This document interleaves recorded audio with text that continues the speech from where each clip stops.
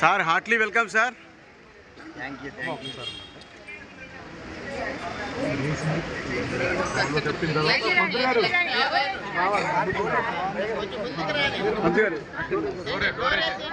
నగరం జోరేశాను.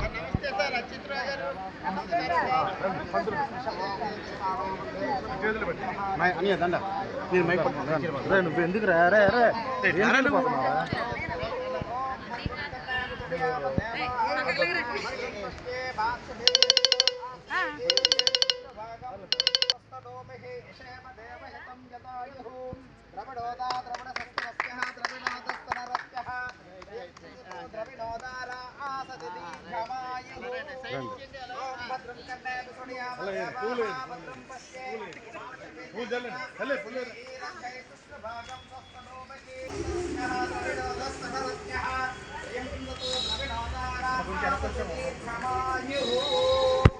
ఓం నమో నమో భవతి జాయ భాడోహణాం కేతుర్షిషాః వేద్యగ్రే భాగం దే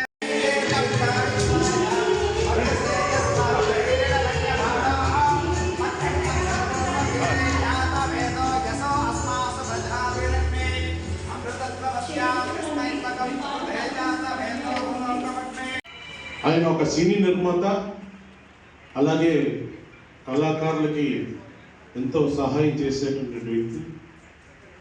ఒక్క కళాకారులకే కాదు, చాలా మందికి, అంటే అందరి వాడనే చెప్పాలి, ఎవరికి ఏ ప్రాబ్లం వచ్చినా సార్ మాకు ఇది ప్రాబ్లం ఉంది అని చెబితే అక్కడ చాలా మందికి చాలా చాలా ఉపకారాలు చేశారు. ఎవరైనా ఆటో ఎవరైనా కొనిసిస్తారండి, ఒక ఇంచుమించు ఒక 5 లక్షలు 6 లక్షలు వర్త పాటు ఆయన రోజు ఆటో కొనిసి ఇచ్చారు. మా చేతుల మీదుగా మేమే తీసుకొచ్చాం, మేము ప్రత్యక్ష సాక్షి. అలాగా ఆయన ఆఫీస్కి వెళ్తే 8 గంటలకు వెళ్తాం, రాత్రి 11:30 వరకు కూడా జనాలు వస్తూనే ఉంటారు. అందరినీ కూడా ఎవ్వరికి చిరాకు పడకుండా నవ్వుతూ సమాధానం చెప్తూ వాళ్ళు ప్రాబ్లం సాల్వ్ చేస్తారు, గ్యారంటీ సజెస్ట్ చేసి సుధీర్ని పిలిచి వాళ్ళకి ఏం కావాలో చూసి పంపించు అని చెప్పేటువంటి మంచి వ్యక్తి. నాకు నచ్చిన క్వాలిటీ ఏంటంటే ఆయన చేతికి వెన్నెముక లేదు. ఎందుకంటే గుప్తదానాలు చేశారు చాలా. మీకు తెలుసో తెలియదో, నేను అనాథ సేవలకు అంత్యక్రియలు చేశాను, పుణ్యం మాత్రమే. ఆయన 100 మృతదేహాలకి అంత్యక్రియలు చేశారు. గుడికి విరాళాలు ఇస్తున్నారు. మొన్న ప్రియదర్శిని చారిటబుల్ ట్రస్ట్కి వెళ్తే అక్కడ ముసలిళ్ళకి కూడా చీరలు, దుప్పట్లు, టవల్స్ ఒకటి చెప్పలేనండి. నేను ప్రత్యక్ష సాక్షి నేనే. అంచేత నేను ఏంటి గొప్ప కోసం చెప్పడం కాదు, ఓ వ్యక్తిని పొగడ్డం గురించి కాదు. వైఎస్ శ్రీనివాస్ అనేది ఎవరిని పొగడ్డు ఉన్నట్టుగానే మాట్లాడతా, నేను ఎప్పుడు ముఖం మీద మాట్లాడతా. ఆ విషయం అంచేత నా సోదరుని వచ్చి ఈ కేక్ కట్ చేయించవలసిందిగా ప్రత్యేక ఆహ్వానిస్తా ఉన్నాం. అలాగే మా అన్నయ్య మహమ్మద్ ఖాన్, మా సంఘం నాయకులు, మా భూపతి తమ్ముడు ఎంఈఆర్ కొండలి భూపతి గారు,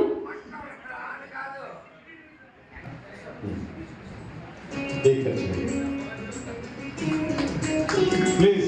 నటరత్న కల్చరల్ అసోసియేషన్ 3వ వార్షికోత్సవం శుభాకాంక్షలు సార్.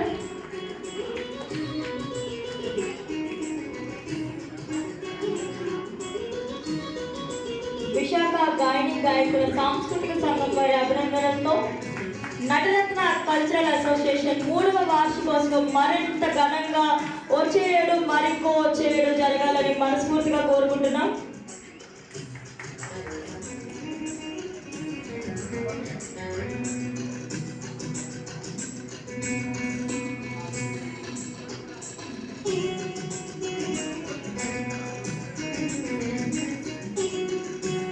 మాజీ శ్రీ పూజ్యుడు డాక్టర్ కంచర్ల అచ్యుతరావు గారు ఇలాగే మనందరికో ఎందరికో ఆయన సేవలు అందిస్తూ AP film industry industry employees federation చైర్మన్గా ఆయన విధి విధానాలు మనందరికీ ఎంతో స్ఫూర్తిదాయకంగా ఉంటాయని ఆశిస్తూ కంగ్రాచులేషన్స్ వన్స్ అగైన్ సార్.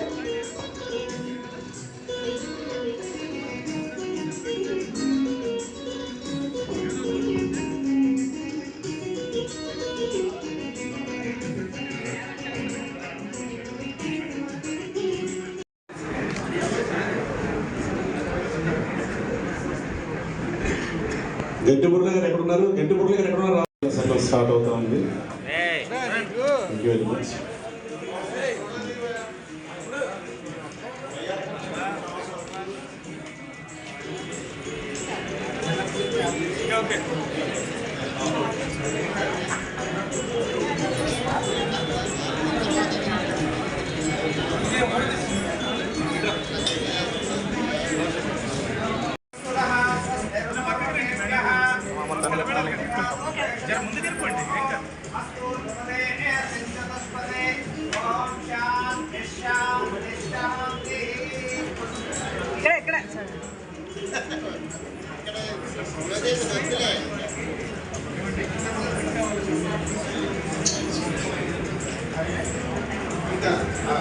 ఇప్పుడు మన ప్రియతమ నాయకులు నా మనసు వచ్చా కోరుకుంటా ఉన్నాను. ధన్యవాదాలు. లోకేష్ సార్ ఇప్పుడు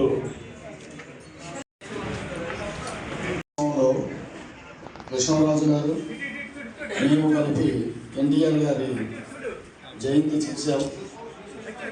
అల్లూరి సీతారామరాజులు అప్పుడు వెలగపూడి రామకృష్ణ బాబు గారి చేతి మీద మీకు సత్కారం కూడా జరిగింది. అయితే మీరు నాకు 61 సంవత్సరం, మీరు చిన్న ఏమనుకుంటాను, చిన్న విషయం చెప్తాను. ఈ దాన కార్యక్రమాలు చేసేటప్పుడు కొన్ని అపత్ర దానాలు మీ చేతి మీదుగా జరుగుతున్నాయి. అపత్ర దానాలు అంటే మీకు తెలిసే ఉంటుంది.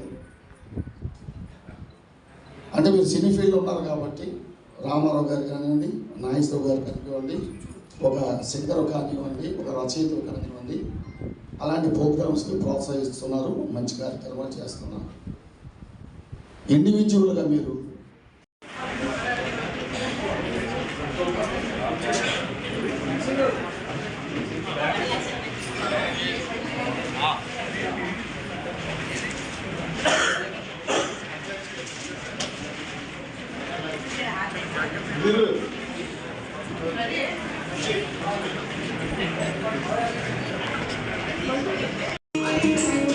మాన్యశ్రీ డాక్టర్ కంచెల అచ్యుతరావు గారికి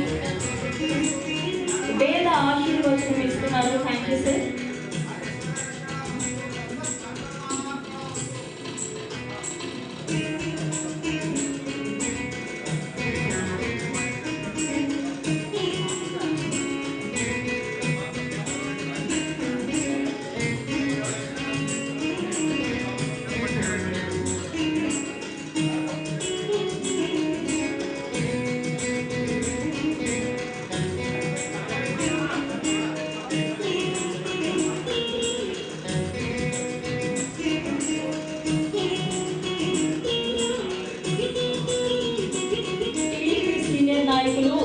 చారిటబుల్ ట్రస్ట్ అధినేత, ఎస్ఎస్ఎల్ఎస్ క్రియేషన్ సినీ నిర్మాత, AP film industry employees federation చైర్మన్గా నూతనంగా బాధ్యతలు స్వీకరించిన మాన్యశ్రీ కంచెల అచ్యుతరావు గారికి స్వాగతం, సుస్వాగతం. మరొకసారి నటరత్న కల్చరల్ అసోసియేషన్ వారి తరఫున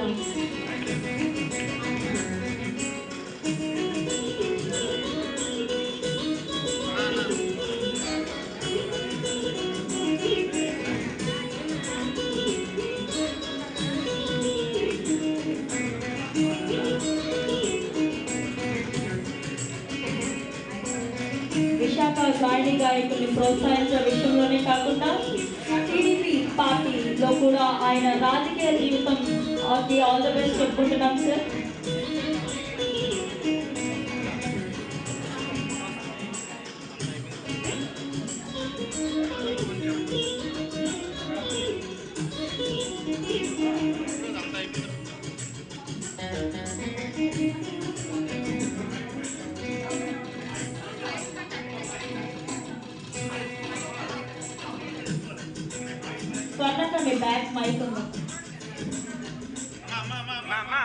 ఒకసారి తీసుకుని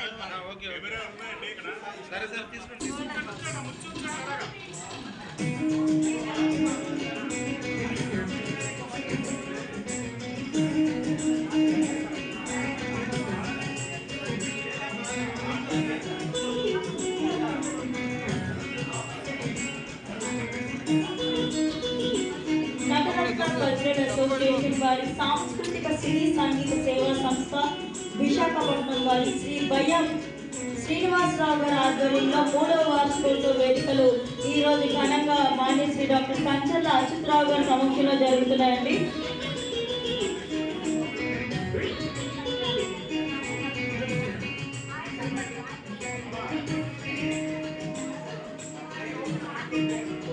లైవ్ ఆర్కెస్ట్రా సోమేష్ గారు కూడా ఒకసారి రావాలండి.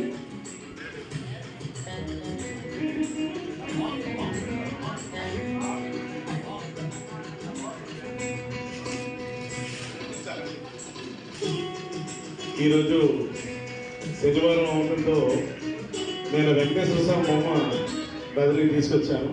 అది కొద్ది చిన్న డ్యామేజ్ అయింది అని నేను రెక్టిఫై చేస్తానని చేత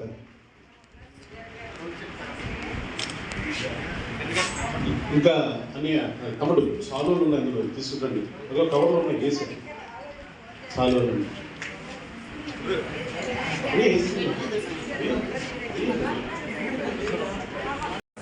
ఈ యొక్క కార్యక్రమ ముఖ్య వ్యక్తి మరి నా సోదరుడు బయ్యా శ్రీనివాస్ గారికి, అలాగే వేదికను అలంకరించిన పెద్దలు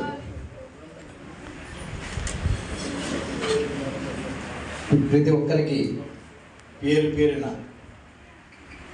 నా హృదయపూర్వక నమస్కారాలు తెలియజేసుకుంటూ ఉన్నాను. మరి Andhra Pradesh film industry employees federation ఇది గత కొన్ని సంవత్సరాలుగా రిజిస్ట్రేషన్ కాబడి మరి ఆంధ్రప్రదేశ్లో ఉన్న ఆర్టిస్టులందరికీ మంచిది చేయాలనే ఒక సదుద్దేశంతో ఈ యొక్క ఫెడరేషన్ ప్రారంభించడం జరిగింది. సుమారు ఈ ఫెడరేషన్లో 15,000 మంది పైచిలకు కళాకారులు అంటే 24 క్రాఫ్ట్స్ నుంచి ఇందులో మెంబర్షిప్ తీసుకోవడం జరిగింది. మరి ఈ యొక్క ఫెడరేషన్ ద్వారా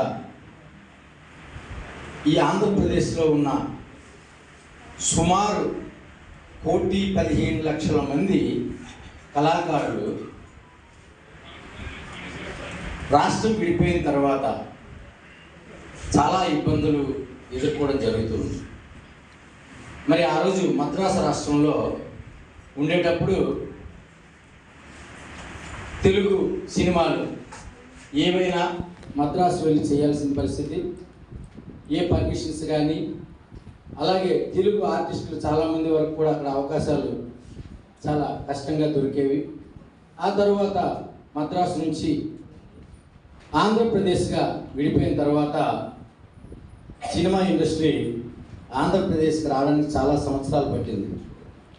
మరి అక్కడ నిలదొక్కుంటున్న టైంలో మళ్ళీ మన ఆంధ్రప్రదేశ్ 2 భాగాలుగా తెలంగాణ ఆంధ్రాగా విడిపోవడం జరిగింది. మరి తెలంగాణ ఆంధ్రాగా విడిపోయిన తర్వాత మరి ఆంధ్రప్రదేశ్లో ఉన్న నిర్మాతలు కానీ, అలాగే డైరెక్టర్స్ కానీ, ఆర్టిస్టులు చాలామంది హైదరాబాద్ని బేస్ చేసుకొని వారి యొక్క సినిమాలు కానీ ఇవన్నీ కూడా ప్రారంభించడం జరుగుతుంది. మరి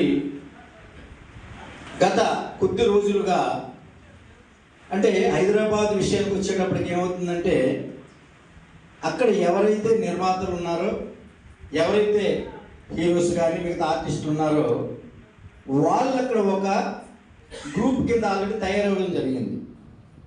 అంటే ఒక డైరెక్టర్ ఉంటే ఆయన యొక్క ఆ సమూహం ఏదైతే ఉందో యాక్టర్స్ కానీ ఇవన్నీ కూడా తను ఎవరైతే సెలెక్ట్ చేసుకుంటారో వాళ్ళు ఆ ప్రదేశం నుంచే ఎన్నుకోబడతారు.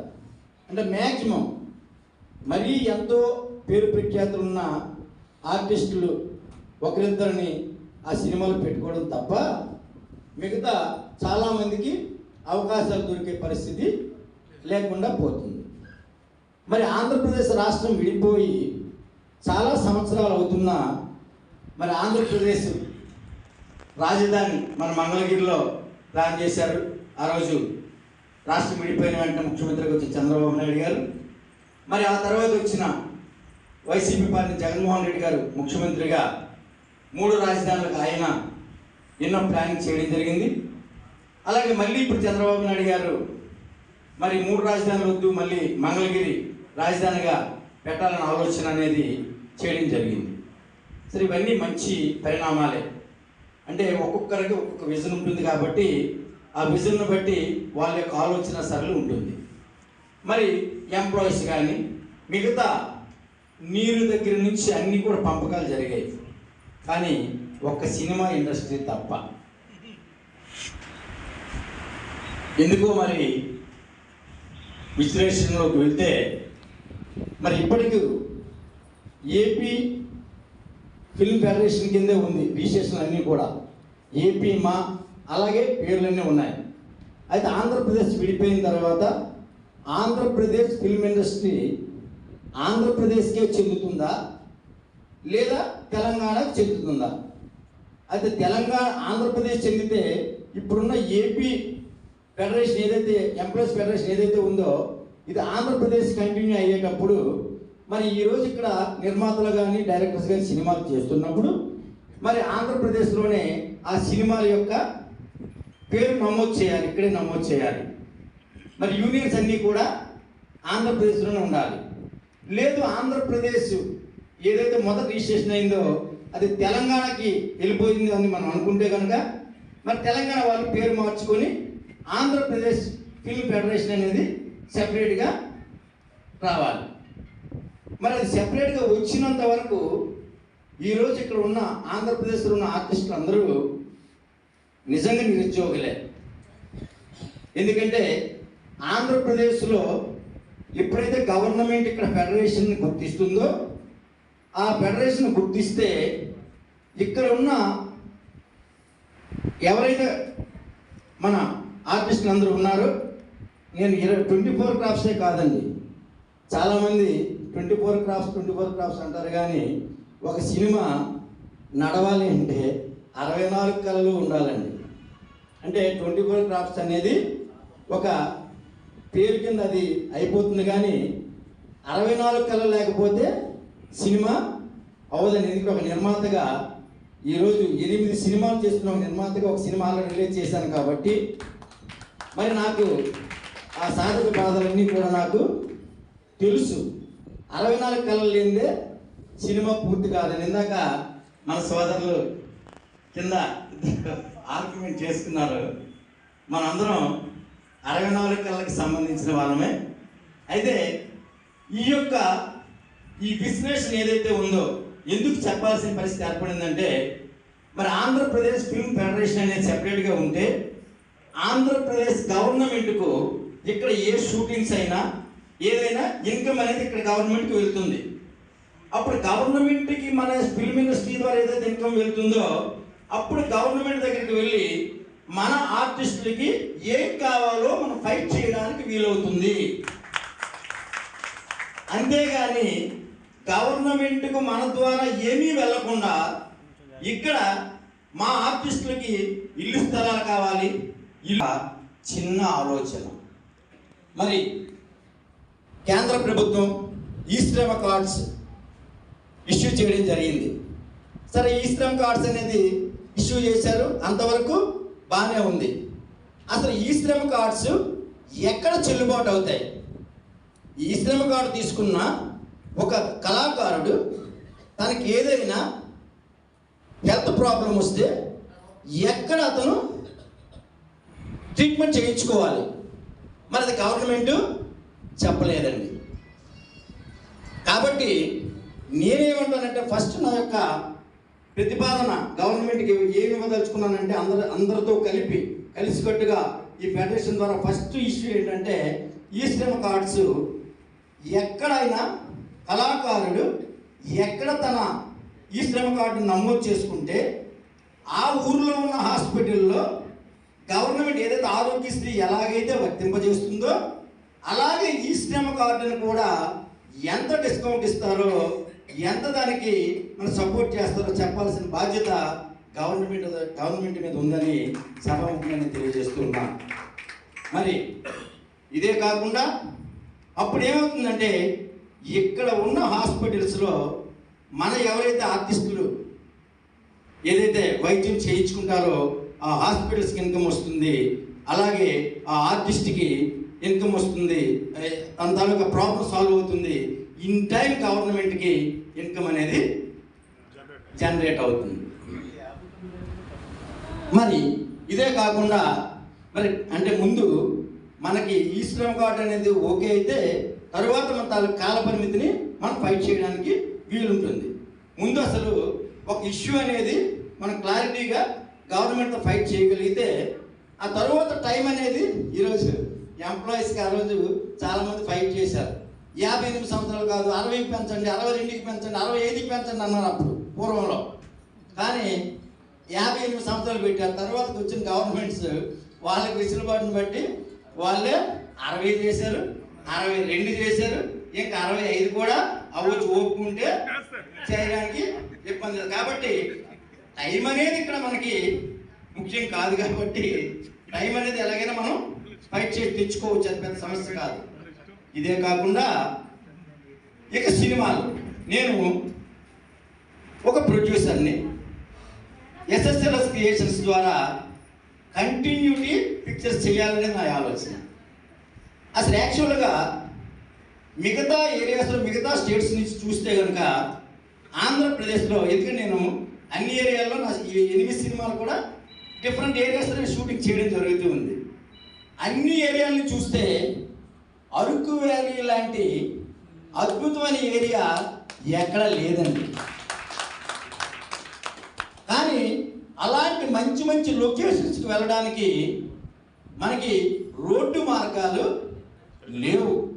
అంటే ఆంధ్రప్రదేశ్లో టూరిజం ఎప్పుడైతే డెవలప్ అవుతుందో అప్పుడు సినిమా పరిశ్రమ ఇక్కడ అభివృద్ధి చెందుతుంది. కానీ సినిమా పరిశ్రమ ఎప్పుడు అభివృద్ధి చెందుతుందో అప్పుడే టూరిజం డెవలప్ అవుతుంది. ఏం సార్, ఇది ఇంటర్లింక్ అన్నమాట. ఎందుకంటే మొన్న మేము ఒక సాంగ్ తీసాం, మన విలేకరుల సోదరులు కూడా చాలామంది వచ్చారు. వ్యాన్ వెళ్తూ వెళ్తూ ఒక్కసారిగా మన మదనకొండలో ఉన్నారు, ఒక్కసారిగా వెనక్కి వెళ్ళిపోయింది వెహికల్, స్కిడ్ అయిపోయిందండి. వర్షం పడుతుంది పైన, కానీ లొకేషన్ సూపర్. అక్కడ చెయ్యాలనేది నా కోరిక. కష్టపడి చేసామండి, కష్టపడి అక్కడ సాంగ్ చేసాం. కానీ అలాంటి ఎన్నో ప్లేసెస్ మన ఆంధ్రప్రదేశ్లో పుష్కలంగా ఉన్నాయి. ఇదే కాకుండా సీషోర్ మనకు ఒక వరం అండి.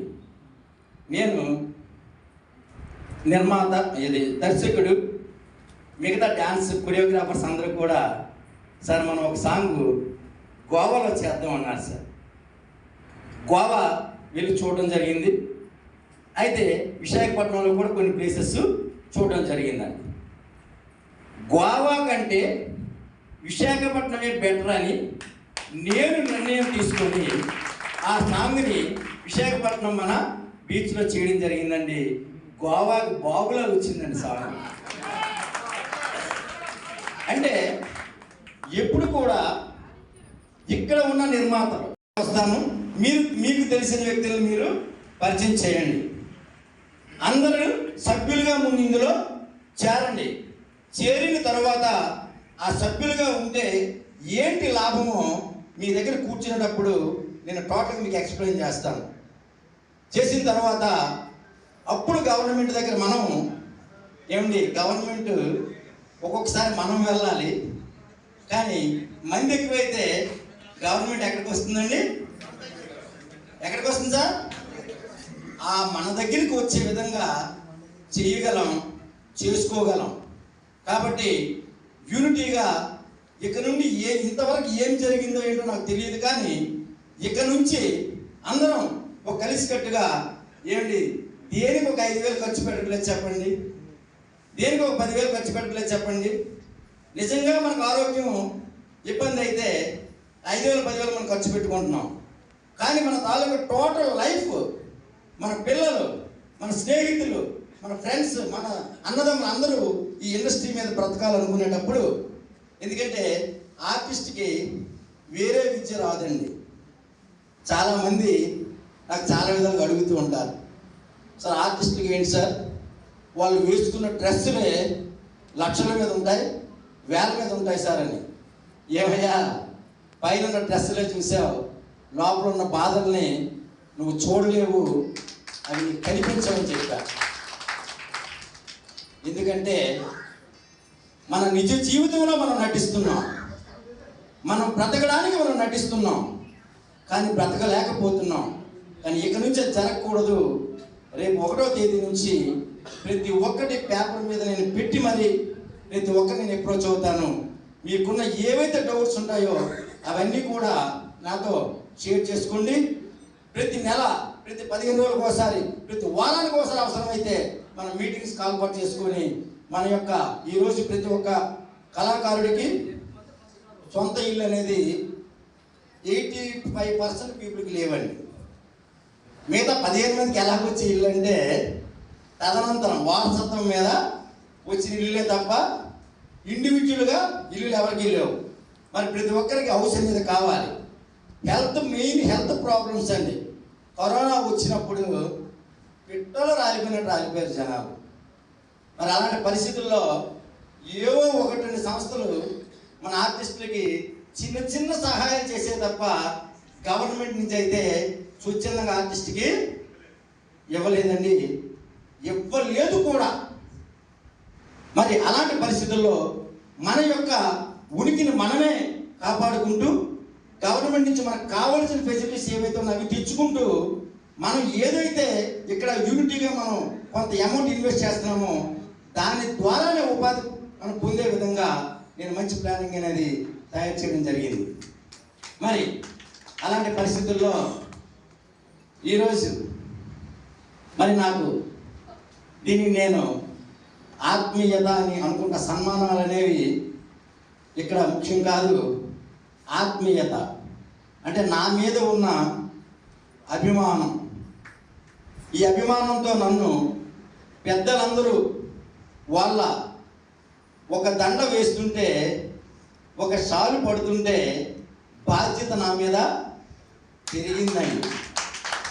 కాబట్టి ప్రజెంట్ ఏదైతే పార్టీ అధికారంలో ఉందో అదే పార్టీలో నేను కూడా ఉన్నాను. కాబట్టి ఈ యొక్క మన సమస్య ఏదైతే ఉందో ఇది చాలా తొందరగా దీన్ని సాల్వ్ చేయగలనని, చేస్తానని మనసావాచ ప్రతి ఒక్కరికి పేరున నేను తెలియపరుస్తూ, మరి ఇలాంటి అవకాశం ఇచ్చిన ఫెడరేషన్ యూనియన్స్ అన్నిటికీ కూడా నా హృదయపూర్వక ధన్యవాదాలు తెలియజేసుకుంటూ సెలవు తీసుకుంటున్నాను. కార్యక్రమం చేశారు, మంచి వ్యక్తిని కూడా ఆహ్వానించారు. వారికి అందుకోసం ఫాలో చెప్పాను.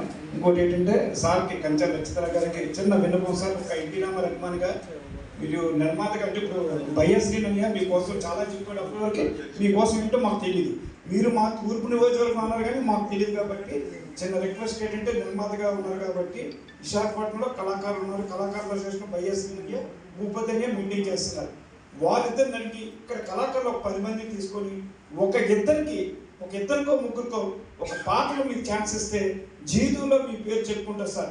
ఎవరైనా మొట్టమొదటి ఛాన్స్ ఇచ్చిన వాళ్ళ పేరు చెప్పుకుంటారు. ఎవరైనా సరే ఫలానా ఫస్ట్ సినిమా ఏదైనా మన దేశం ఎన్టీ రామారావు అంటారు. ఏదైనా సార్ మీ పేరు మీద మన విశాఖ కళాకారులకి ఒక సినీ దీంట్లోని పాటలు 2-3 పాటలు ఛాన్స్ ఇస్తే మీ పేరు చెప్పుకొని జీవితాన్ని కూడా మీకు రుణపడి ఉంటారు సార్. ఆ యొక్క అవకాశం ఒక కళాభిమానిగా, ఒక కళాకారుడు ఎన్టీ రామారావు అభిమానిగా మీకు రిక్వెస్ట్ చేసి సమాపంగా మీకు సరస్వతి నమస్కరిస్తున్నాను. ఉపేంద్ర గారి అడ్డాలో మన విజయనగరం, విశాఖపట్నం, శ్రీకాకుళం 3 జిల్లాల్లో ఉన్న సింగర్సే పాడారు. ఎందుకంటే సినిమా అనగానే కొన్ని షరతులు ఉంటాయి. అంటే ఒక సినిమా కంచర్ల సినిమా నేను మొదటి సినిమాగా ప్రారంభించాను. యాదకుమార్ గారు నాకు వచ్చి ఏదో ఒక లైన్ చెప్పారు, నేను ఒక లైన్ చెప్పడం జరిగింది. సరే, సైమల్టేనియస్లీ ఆ సినిమాని ప్రారంభించాం. బడ్జెట్ మొదటి స్టార్టింగ్లో ఎంత అవుతుందంటే అప్రాక్సిమేట్గా 3 కోట్ల వరకు అవుతుంది అన్నారు. సరే, 3 కోట్లు అని కాదు, సినిమాకి ఎంత అవుతుందో అది మీరు నేను అంచనా వేయలేము, జాగ్రత్తగా చేసుకెళ్ళమని చెప్పాం. కంచెల్లాకి 16 కోట్లు అయిందండి. అంటే సినిమా ఒక సింగర్ని మనం, ఎందుకంటే అవకాశం ఇవ్వకపోవడం ఏం లేదండి, అదే సినిమాకి మా సోదరుడు మరి నాకు ఎంత ఆపుతుందంటే అంత ఆపుతుంది మన మురళీ గారు. ఆయన ఒక 30 సాంగ్స్ని రాశారు, ఇంకా రాస్తూనే ఉన్నారు. కాకపోతే మ్యూజిక్ డైరెక్టర్ తాలూకా ఆలోచన, ఆ యొక్క సినిమా డైరెక్టర్ తాలూకా ఆలోచన మీదే అది ఆధారపడుతుంది. ఇక కంచర్ల సినిమాలో ఇక్కడ చాలామంది ఉన్నారు ఆర్టిస్టులు, మరి చాలామంది అంటే చాలామంది అండి. ఆ సినిమాలో ఒక 1500 మంది యాక్ట్ చేశారు అనుకుంటే అందులో 600 పైచిలకు మంది మన విశాఖపట్నం తాలూకా కళాకారులే. కాబట్టి నేనే ప్రాంతీయ వాదాన్ని నేను తెచ్చేటప్పుడు ఆచరిస్తేనే తేగలుగుతా.